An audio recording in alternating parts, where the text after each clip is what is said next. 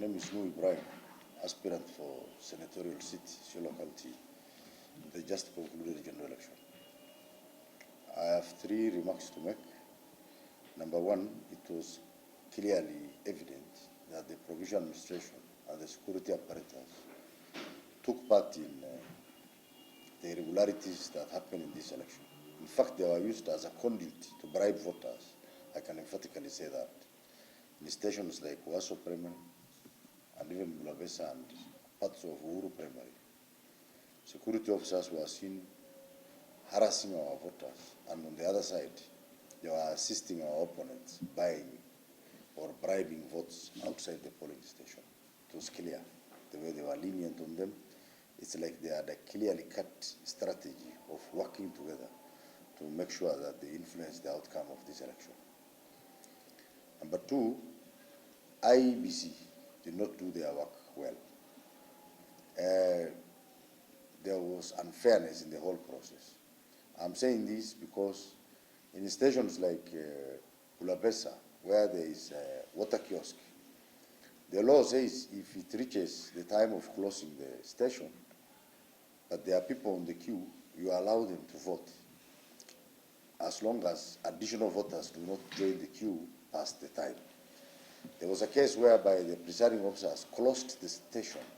They put off the Kim's kit when people are on the queue, and they were denied right to vote.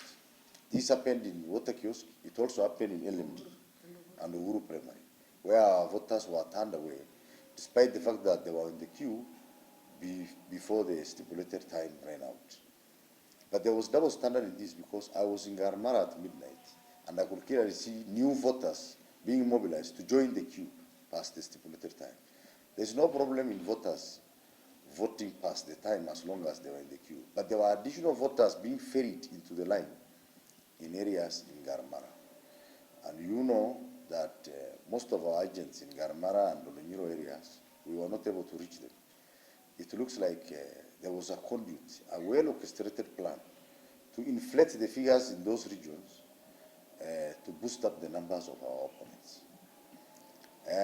At the same time, in areas where that are perceived to be our strongholds, the issue was not the same. This, in conclusion, clearly shows that there is a well-orchestrated plan to influence the outcome of this election, both from IEBC and the security apparatus.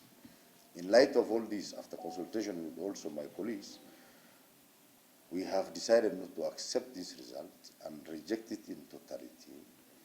And we are going to do all that is within our means, within the law. And I repeat again, within the law, to reject these results until justice is delivered to the people of Isiolo. We had tallied our results together. We had a tallying center also on our own. And number one, in fact, you know, in most of our strongholds, even polling centers remained they were opened very late. Voting started in areas like Mertiv, almost midday. And by the time, you know, the time of closing polling stations reached, they were turned away. The stations were closed. So what I'm saying in general terms is that the electoral apparatus and also the security ones were not favorable to us, and they were used in manipulating the result of this election. So, in summary, the process was not free and fair. As it is, according to the law, I know it's only the court process that can reverse this election. So we are going to put our act together. We have evidences on the ground. We have even verbal teams from security officers, audios and everything. We are going to put all this in place, and I'm sure we have a case against the outcome of this election. See you in court.